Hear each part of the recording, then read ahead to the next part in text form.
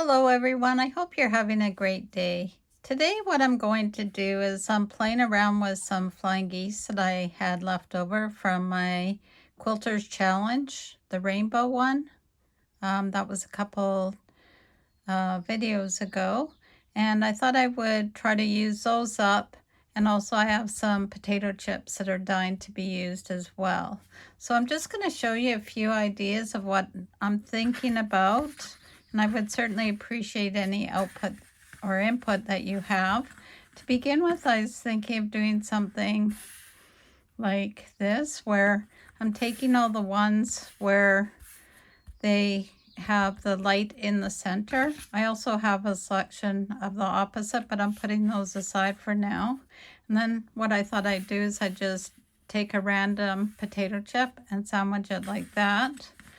And then I would take another group and have them facing the other way like this. And then I'm just picking random potato chips. And then moving that up, I was going to do one more row, and that would complete the design. Hope you can see most of that in the field of vision there. And then to carry on this way, I was thinking about putting another column going down. And again, just picking random colors, trying to pick ones that are reading more on the solid side, and then taking the potato chips and again doing it like this. So I don't know, sometimes I do play around too much and it gets me off base with how I originally wanted something to go. But again, I like to experiment. If you're yelling at me to turn something another way, I can't quite hear you. I think this one, let's see, I need these pointing in. Those are out, out. These I need pointing in. Those are out, and then these are pointing in. I hope I'm not the only one that gets things backwards. So that was my thought on coming up with a new block. What do you think of that? So that's option A. And then for option B, I was thinking of taking these potato chips out for now, and we could use these for framing. So put those aside, and then I'm just doing this by random. So I would have these so they're looking almost like an economy block, and then I'd have them going the opposite way again like that, and then another set like this. And you can mix up the colors. These are the colors that I have left, so this is what I'm working with. And then doing the same over here like this. Oops. Like that. And then I have some leftovers that are the opposite colorway. So what I thought I would do is have them going like this. And this would start to come up with a really neat pattern. And again, this one could be a block sewn up like that. So this, because these are 4 inches, this would be measuring 12. These are 4 inches, so this would be a 12-inch block. It almost looks like a butterfly. I really like this one. And then you could frame it up by adding some potato chips. And if you want to offset the seams, I haven't tried this, so I'm assuming it's going to work based on other things that I've done.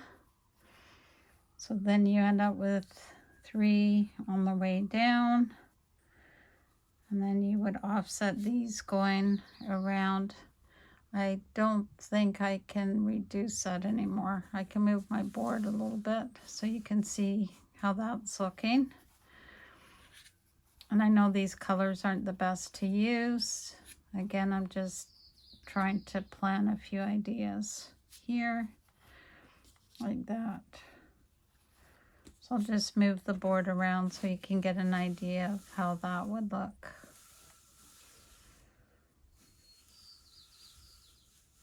And then I had one other idea where I would just take these, put them aside for now. And again, I'm just trying to help you use up extra things so that they don't go to waste. And then if you had a pattern idea in place, then what you could do is actually build a quilt to that. So just by randomly putting one like this again. And then I had this going this way, and then this going pointing in again. And this would have a potato chip here and one here. And I'll just set these on top so you get an idea what it would look like. And then by placing these down the side like this, and then you'd have to finish up with a 2.5-inch square there. And again, you would have one going on the other side like that. And then finishing up with another 2.5-inch square. And then you could just continue the same idea going like that again. I'm also trying to think about when I do placemats that I like to donate to seniors. They like them to be about 12 by 18. And some of these sizes would work for that too. If you turned it the other way, this would work really well. So let me think, which one did you like the most, or if you have some other ideas, and I'll join you back here with the one I decide to sew up. So this is the design I've decided to go with. By adding potato chips on each side, it kind of frames it up. And then with the binding, when it finally goes on, then it will also frame each of these sides. So to join these together, what I'm going to do is I'm just going to do them in pairs. So I'll do a potato chip with one of the flying geese, and that way I can be watching my points to make sure that I'm not cutting anything off. So I'll be doing sections where I've got the points going towards the potato chip, and then I'll have sections where they're going against. And then once that's done, then I can join them together in rows. So that is my plan. And before I do that, I'm just going to show you how I made these flying geese, because it was a method that I haven't done in a long time and it worked out really well. So this is the method that I tried for making 4 up flying geese, and the goose part, which is going to be the inside V, is going to be a square measuring 5¼ inches, and you've got the pretty side facing up towards you. And then for the wings or the sky, you've got 3-inch squares, and you'll need 4 of those with a line drawn from corner to corner. So what we need to do is we need to line these up. So this does require a little bit of precision, but it's a good way to practice that. And if you aren't happy with them, you could always make them into smaller geese. It's all about adapting as you learn, right? So what you're going to do is have one like this, and then we're going to lay another one in the opposite corner, and your lines will actually line up like that. If you can hopefully see it, it is on the light side. I probably should have picked fabric that was in the opposite colorway, but I actually need them this color, so unfortunately, this is what we're going to be doing today. So again, the line is going from corner, they're overlapping, so like that. And with this part, it is face down, so you've got the good sides facing right sides together. So what I'm going to do is go to my sewing machine, and I'm going to sew 1/4 of an inch scantly on either side of that rule like that. So this is what it looks like with the two lines. I've used a lighter thread so that you can see what they look like. And if you were to measure from the center point over, it should be less than 1/4 of an inch, which it is. So what I'll do is I'll take the pins out. I'll take it to the iron. I'll go like this just to set the stitches, and then I'll cut right down where I did the marking from corner to corner.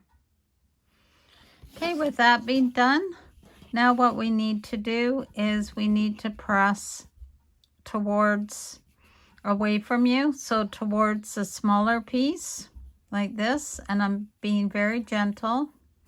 And what I'll do is I'll take it over to the iron, and I'll just set the iron down so none of the swishing. And I will also use my trusty starching pen, which will help it to lay flat. And it doesn't matter that this is raw here, because we're going to be adding another, the remaining 2 on each of these. I'll show you when I get back here. These almost look like hearts now, so you can tell that they're a little bit stiffer because I have used starch here. That's totally up to you whether you do or not. Everyone has their own way of doing things. So now I'm going to take the other 3.5 inch square. I've got the line that's drawn corner to corner, and I'm now going to place it in the one corner that does not have the blue on it. And again, I'll be pinning. If you wanted to, you could also put dabs of glue along the seam or underneath where the pen drawn is, and that'll help it as well. Because this is on the bias, the stretchy side, you do have to take extra care to make sure that you're not going to be stretching these as you sew them along. And again, we'll be stitching a scant 1/4 inch from either side of the drawn line, and we're going to be doing this to both of these. So once I've done that, I'll join you back here. So I've gone ahead and I just set the stitches with my iron, and now I'm just going to cut these apart. I did check my stitching to make sure. As you can see here, it is inside the 1/4 inch. So there's 2 that are done like that.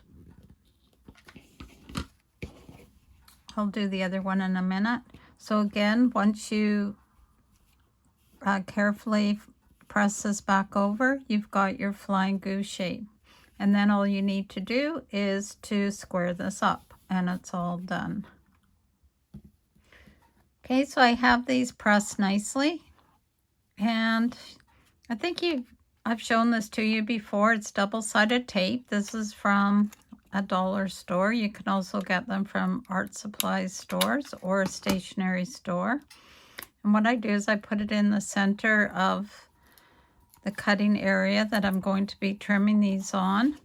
And what this does is it actually helps the block to stay from shifting when you're trimming it up. And you want to make sure the tape is not in an area where you're going to be cutting. This tape should hold for the 4 that I'm going to be trimming down now. And it's very inexpensive way to take care of that for you. I do have a 2.5, 4.5 inch ruler, but you can use any one you have.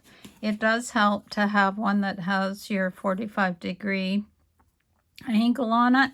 So if you had a square one, you'd be laying it like this, and you'd be looking for your 2.5 inch. You'd be looking for a 1/4 inch here, and then you'd be doing it in sections. With this particular one, it's a creative grid, so I'm not promoting these, but I do really like them. It has a 45 that goes in both directions with a 1/4 inch. So all I need to do is lay it down like that, and then I know I've got it where I need to go. And I'm just going to trim this down on all sides, and it's all done. So just like that, we have 4 flying geese that measure 2.5 by 4.5, and there's hardly any waste because these are all the trimmings. So now I'm going to go back to my original plan, and I'm going to start joining the blocks together. So I'll join you back here once I have one done. While I'm piecing these together, I'm actually using leftover bits, crumbs, to create new fabric pieces, and this is how these were made. And I really like doing this method because when they're smaller pieces, I don't like trimming them down to smaller squares or strips, so this is one way I do a leader ender project. So what I've done is I've done these in columns like this, and these still have the stitches in between them. And then I actually ran this last one through twice so that I could add this extra strip on each edge.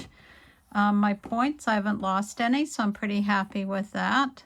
So what I'm going to do is go ahead and press these, and then I will be joining these. I think I'll do them in columns, and then I'll join the columns together.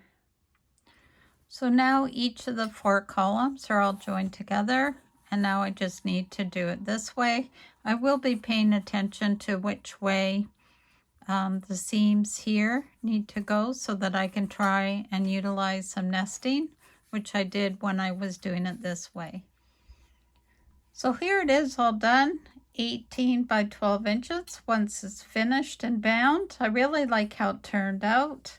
It will use 12 flying geese that are 12 or 2.5 by 4.5 unfinished, and 15 of the potato chips, which are 2.5 by 4.5.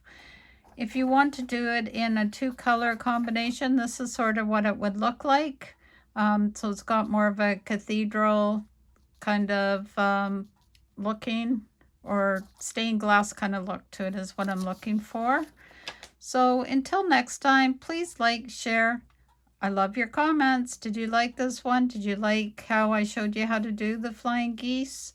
Let me know. I always love to hear from you. So please take care, and until next time, sew safely and sew with Debee. Bye for now, and have a great day.